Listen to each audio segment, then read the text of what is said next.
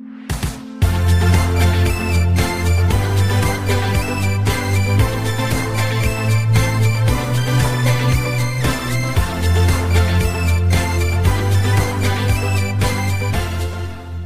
y'all, so I know french fries might be an easy recipe for some, but I thought I would come on here and share with y'all how I make my french fries. Like I told you all in my onion rings video, I am a french fry girl over all other sides, so let's get into my recipe for my french fries. So you always want to have a really cold bowl of ice water on deck. This will keep the potatoes from browning while you wait to fry them. So I know we all would like to invest in a french fry cutter, but let's stop wasting our money on stuff we really don't need. You're going to cut your potatoes into thin slices like a loaf of bread, stack them on top of each other, and cut them vertically. I hope that made sense, but it is really easy. Your cuts don't have to be perfect.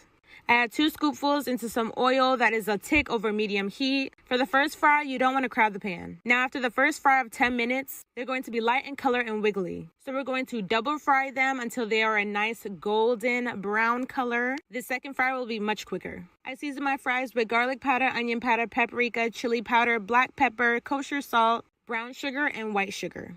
If you're not feeling all that, you can simply do some salt. But if you're a fan of Wingstop fries, you'll probably like this seasoning a lot. As always, give it a try and let me know what y'all think. Okay, bye. Hey y'all, I apologize in advance because I don't got no business showing y'all how to make a double cheeseburger. But we can worry about our backs later. Right now, let me show you how I made this smash burger. I started by thinly slicing up half an onion. I like to make crispy grilled onions for burgers, which are similar to fried onions. They're just not battered. Once they're sliced up, add the onions to a pan with some melted butter.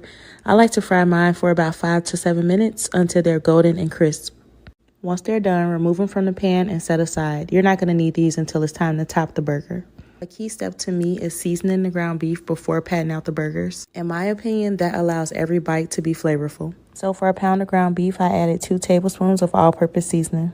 You can add more or less or season with your preferred seasonings. The good thing about burgers is you can get real creative. Once I work the seasoning into the meat, I divide the ground beef into 4 quarters and then roll each quarter into like-sized balls. Now for smashing the burgers, I like to use parchment paper under and over to avoid them sticking to the cutting board or to my smasher. Now for smashing the burger, if you don't have a burger press, don't worry, you can use anything that's hard and round with a flat surface. I used a hard plastic plate, which works extremely well.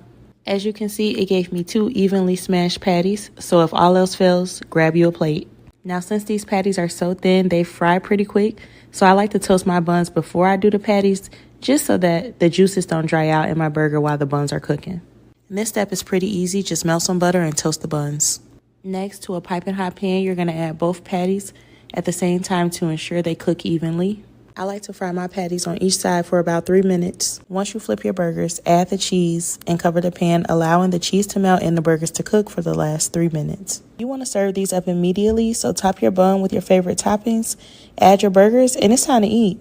No, like for real, it's time to eat. So bow your head, say your prayers, and enjoy.